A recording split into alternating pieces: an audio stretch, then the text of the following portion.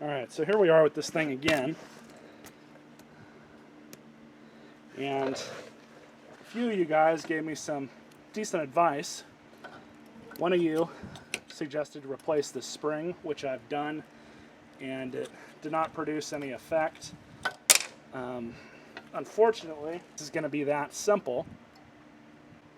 The only thing that I haven't checked yet is the intake, which I'm going to pull that off right now and have a look at it. I'm pretty sure I have another one of those somewhere, or if I have to pull it off of a junk engine, that's what I'll do. But I did check the bolts, and they appear to be tight, but I am just going to go ahead and remove it.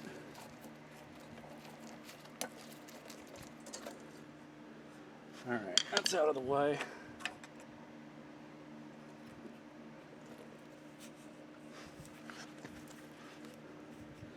We do have a little bit of a nick here, but I don't see that causing us any issue. I'm not seeing any obvious damage either. I mean, these are plastic. Sometimes they like to crack, I'm sure. I've never had one of these mess up on its own, believe it or not. I mean, I've pulled off plenty of them when I've scrapped these engines after they've gotten to a certain point, but I mean, I'm not seeing anything obvious here.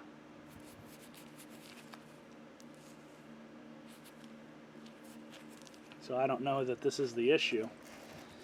I don't think this gasket here is leaking either. I'm not seeing any indication that that is. This whole engine is just filthy though. Alright, so what I've got here is, no joke, an $8 Chinese made Briggs & Stratton carburetor. Now I used to clean these things out all the time. I'm talking about the ones that are still in the mower instead of replacing them. But it's kind of gotten to the point where these replacement carburetors have just become an even better deal than they already were. Now, I remember buying a couple of these maybe 3-4 years ago, and the prices on them were like $12, $13, $15. Now that they're $8, that's a lot cheaper, and that's right about in the territory where you might as well just buy a new one, if you know what I mean. So I'm going to swap this thing onto this lawnmower. This has the original carb on it. I've tried to clean it out, as you guys saw in that other video, and it just still does not want to run right. So I figured for $8, and I can have a bunch of them on hand, and can give one of these a shot and see how it's going to go.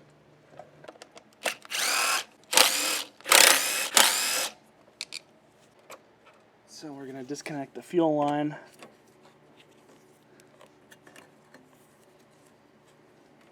There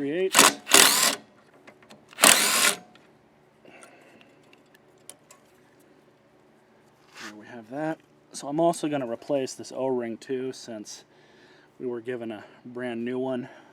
And it just installs just like this. Just going to cinch these down real quick.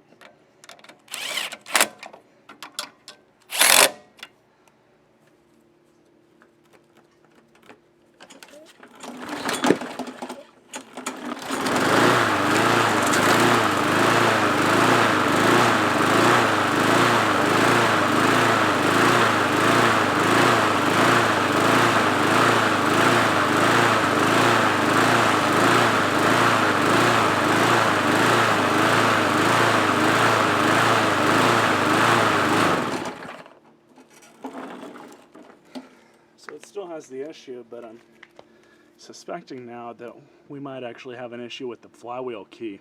It's almost like it's not in time. So I guess I should have looked at this blade first, because what I just said makes a lot of sense. The blade adapter is slightly cocked, and it's not the adapter on the shaft that is, it's the blade itself, which leads me to believe that at one point this thing was hit something hard enough to partially shear that key. So that being said, you guys are going to get a little bit more of an interesting video instead of me just replacing a carburetor. So I'm going to have to take this thing all apart now. So first things first, we're going to remove beauty cover.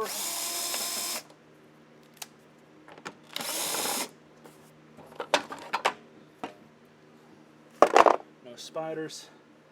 So now I have to remove the gas tank.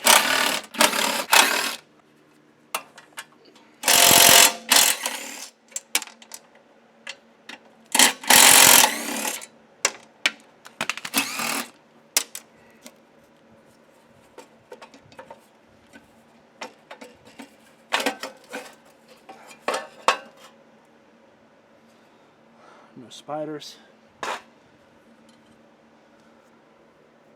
So now's the part where I go and get my big impact and we take a good look at this thing. So I just checked the flywheel key and that's fine, but I think we might have another issue aside from that. I think the head gasket might actually be what's causing our issue here, but I'm going to go ahead and pull that off, see what's going on with it. So something I'm also finding a bit interesting is I've already loosened these, and there wasn't really all that much torque on them. I haven't touched these other ones, but there's not much torque on these either. So we might actually have an issue with compression.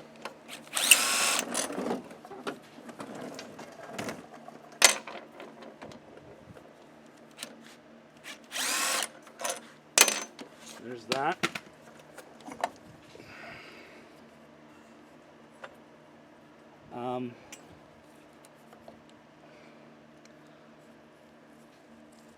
So this looks okay.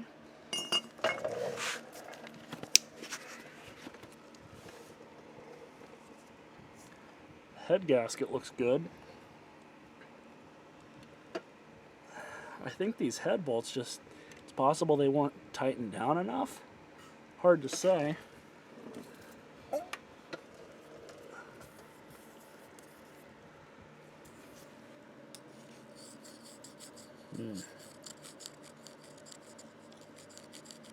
That's pretty significant gouging.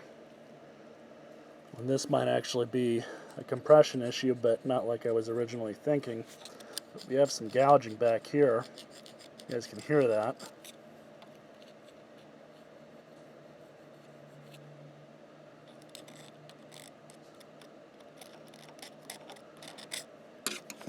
The valves look okay.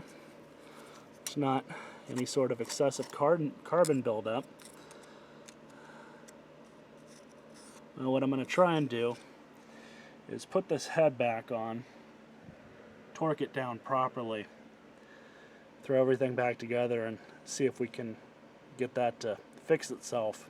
I think that right now what I'm seeing back here is that this is a compression issue with the engine, and it has just barely enough compression to run. So I'm gonna, like I said, throw everything back together and torque all these bolts and see what's gonna happen. So I got the head all torqued back down. Now I'm just gonna throw everything back together. We'll see if that did anything.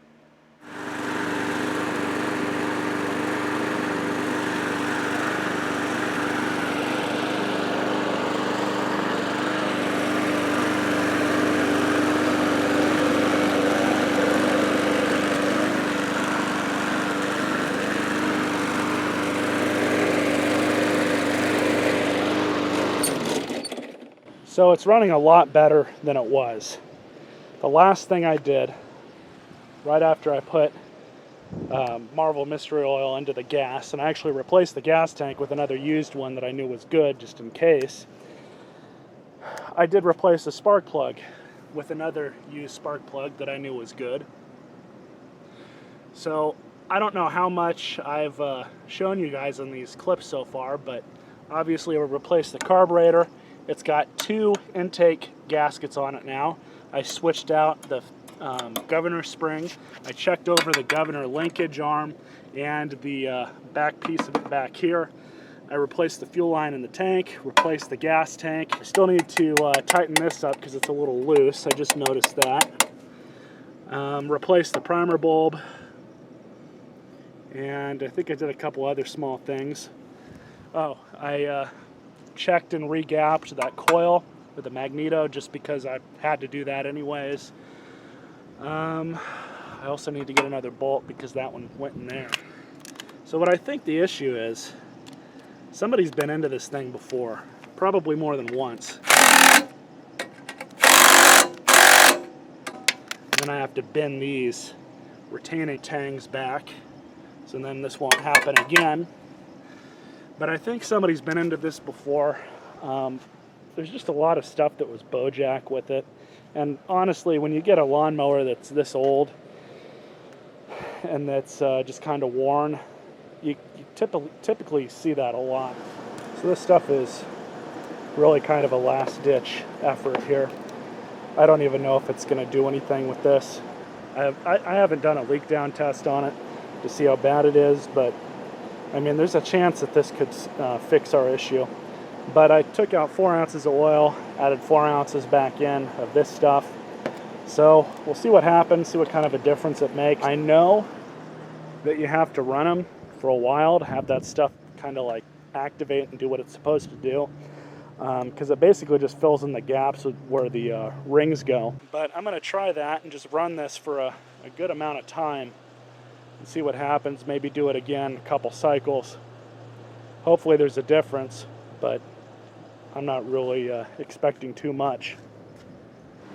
So I want to show you guys something. I don't know how well the camera can see the oil, but if you look really closely, there's a lot of aluminum in it. It's kind of sloshing around, especially like right around here. You guys can see it now with the angle of the dangle there.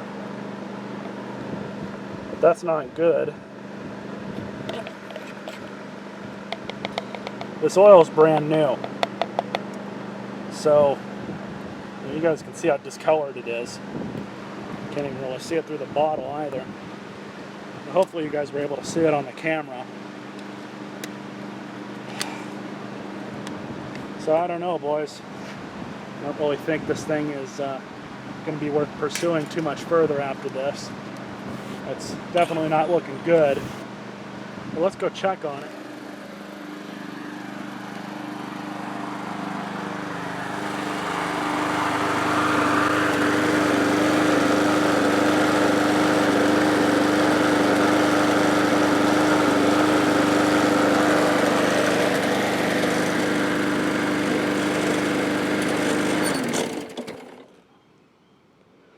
Let's start it up again. See if it still surges.